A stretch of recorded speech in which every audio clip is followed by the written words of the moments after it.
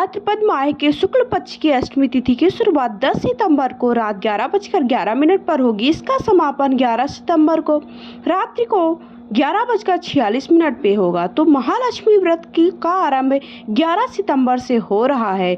अश्विन माह के कृष्ण पक्ष की अष्टमी तिथि को 24 सितंबर को पड़ रही है। ऐसे में व्रत का समापन 24 सितंबर को किया जाएगा।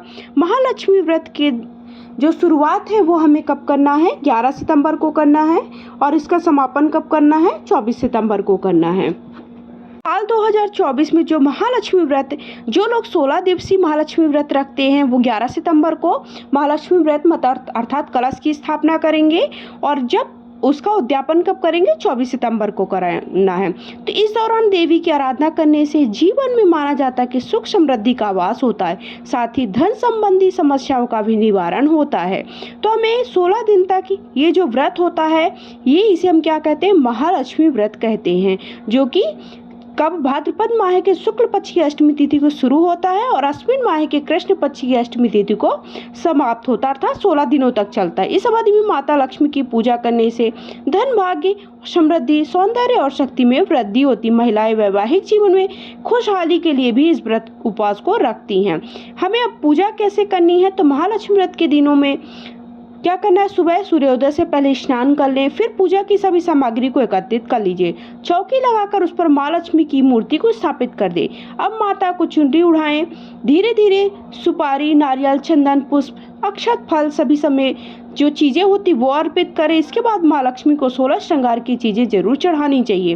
इस दौरान एक कलश में साफ जल को भरे, उस पर नारियल रखकर माता लक्ष्मी के पास रख दे। इसके बाद घी का दीपक जलाएं। अब महालक्ष्मी की कथा पढ़ें और आरती करें। पूजा में हुई गलतियों के लिए क्षमा याचना अवश्य मांगे। हमें महालक्ष्मी व्रत में पूजा के लिए कौन कौन सी सामग्री चाहिए है?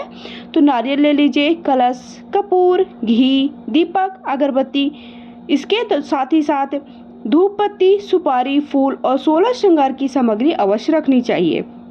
महालक्ष्मी व्रत रखने वालों को 16 दिनों तक तामसिक चीजों का सेवन नहीं करना चाहिए। इस दौरान घर की पवित्रता का जरूर ध्यान रखें। घर में साफ सफाई हो, बिल्कुल भी कूड़ा कटकर कहीं पे भी एकत्रित करके न रखें। बर्तन वगैरह कुछ भी गंदगी ना रखें। 16 दिनों तक लगातार माँ लक्ष्मी की सुबह शाम पूरे विधि विधान से पूजा करनी चाहिए। व्रत के दिनों में व्रत करने वालों को बाएं हाथ में 16 गांठों वाला एक धागा पहनना होता है। व्रत अवधि के दौरान खट्टी चीजों का भी सेवन ना करें।